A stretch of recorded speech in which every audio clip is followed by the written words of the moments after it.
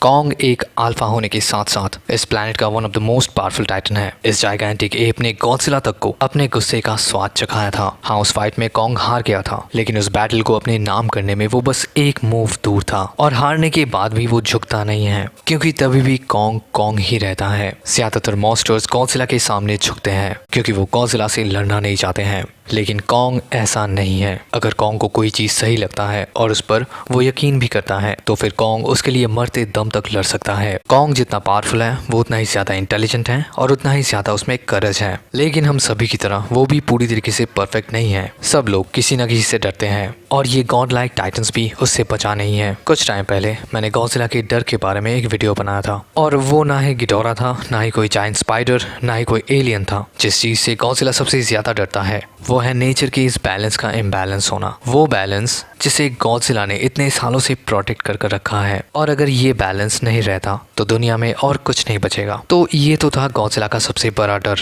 लेकिन कॉन्ग किससे डरता है? क्या वो कोई मॉन्स्टर है या फिर कुछ साइकोलॉजिकल है? मेरा नाम है राजा, आप देख रहे हैं थिंक नर्डी, और इस वीडियो में हम लोग इसी चीज को फाइंड आउट करने वाले हैं। तो बिना टाइम वेस्ट किए वीडियो को स्टार्ट करते हैं।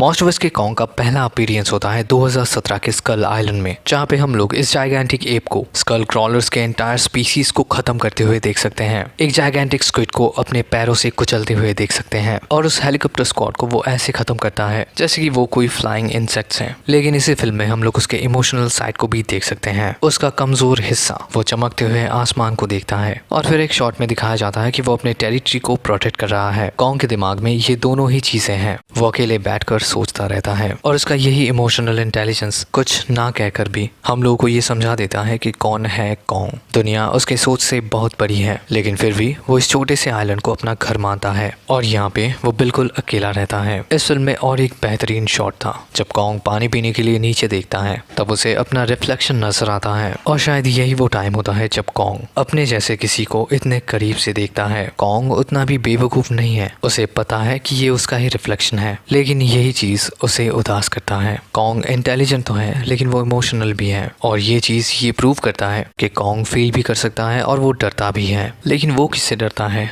और डर का मतलब क्या है? डर एक इमोशनल रिएक्शन है, और हम लोग उसी से डरते हैं जो खतरनाक होता है। हम लोग किसी से या फिर किसी सिचुएशन से डरते हैं, और वो चीजें हम लोगों को ये फील करवाता है कि वो अनसेफ है। जैसे कोई बंदूक लेकर हमें दौड़ा रहा है और हमको उस सिचुएशन से बचकर निकलना है, या फिर मौत का डर, या फिर किसी चीज से डर लगना। और मेरे केस में ये है इंजेक्शन। मतलब आप समझ सकते हो, कुछ लोग कॉकरोचेस से डरते हैं, कुछ लोग स्पाइडर से डरते हैं, और ये सब उसी कैटेगरी में आता है। लेकिन हाँ, कुछ डर को हम लोग खुद से ही बनाते हैं, जैसे कि इमोशनल और साइकोलॉजिकल ट्रॉमा जो बनते हैं किसी एक्सीडेंट से, या फिर किसी वायलेंट अटैक से, या फिर कुछ ऐसे चीजों से जो होने वाले हैं लेकिन हम उन्हें रोक नहीं सकते, जैसे कि कोई खतरनाक बीमारी, या फिर कॉलेज में रैगिंग और डोमेस्टिक वायलेंस। साइकोलॉजिकल फियर का और एक रीजन है अपनों को खो देना या फिर बंदी का छोड़कर चला जाना। तो इन सब कैटेगरीज में कॉन्ग का डर किस में सबसे ज्यादा फिट बैठता है? कॉन्ग जब बच्चा था तब वो खुशी से अपने फैमिली के साथ रह रहा था, लेकिन जब उस ग्रेट टाइटन वॉर में गॉडजिला के स्पीसीज कॉन्ग्स के ऊपर अटैक कर देते हैं, तब कॉन्ग के एंसेस्टर्स का नया घर बनता है स्कल आइलैंड। लेकिन वो स्कल आइलैंड पर बहुत अच्छे से रह रहे थे, शायद 100 सालों तक उन्हें कोई परेशान करने वाला भी नहीं था। स्कल आइलैंड पर वो अपने स्पीशीज को और अपने टेरिटरी को बढ़ा रहे थे, लेकिन एक दिन बहुत सारे स्कल क्रॉलर्स जमीन के अंदर से निकलते हैं। शायद वो हॉलो अर्थ से ही आए थे। अभी वो हॉलो अर्थ से आए थे या फिर हॉलो अर्थ से ही उन्हें किसी ने भेजा था, इसका तो कोई कंफर्मेशन नहीं है। लेकिन वो स्कल क्रॉलर्स उन कॉन्ग्स के ऊपर अटैक कर देते हैं, जिससे कॉन्ग का फैमिली खत्म हो जाता है और उसके पेरेंट्स कॉन्ग को बचाते हुए मारे जाते हैं। कॉन्ग अभी अपने स्पीशीज का अकेला बचा हुआ मेंबर था,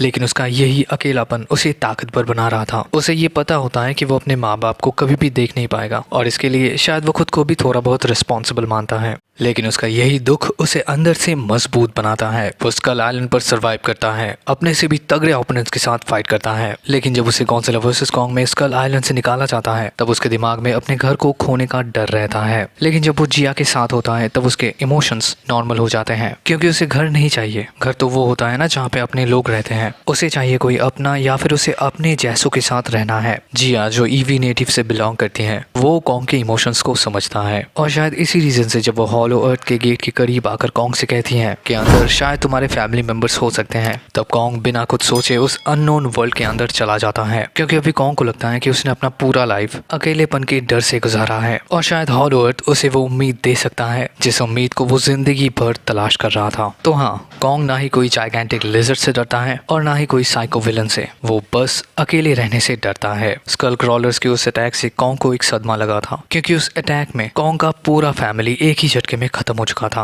और उसका वही अकेलापन उसका सबसे बड़ा डर था। लेकिन जैसे कि गॉडजिला एक्स कॉन्ग में उसे अपने जैसे मिल चुके हैं और वो उन्हें उस साइको विलन से आज़ाद भी कर चुका है, तो कॉन्ग अभी उनके साथ ही रहेगा, अपने भाई और बहनों के साथ। और शायद इतने टाइम के बाद, इतने लड़ाइयाँ लड़ने के बाद उसे वो लाइफ मिलेगा जिसे वो जिंदगी भर तलाश कर रहा था। लेकिन हाँ, उसे अभी भी एक डर रहेगा हॉलो अर्थ के उस डार्क साइड से। अगर उधर से कोई ऐसा टाइटन आता है जो कॉन्ग के इस नए लाइफ को बर्बाद करने की ताकत रखता है, तब कॉन्ग अपने जैसों को प्रोटेक्ट करने के लिए क्या करेगा? क्या कॉन्ग उस डर को ओवरकम कर पाएगा या फिर वो फिर से सब कुछ खो देगा? वैसे पॉसिबिलिटीज तो बहुत सारे हैं, लेकिन देखना इंटरेस्टिंग यही होगा कि फ्यूचर में हम लोगों के लिए क्या रखा है। And that's the video guys. Video कैसा लगा कमेंट में ज़रूर बताना और मिलते हैं आपसे अगली वीडियो में। Till then take care and peace out.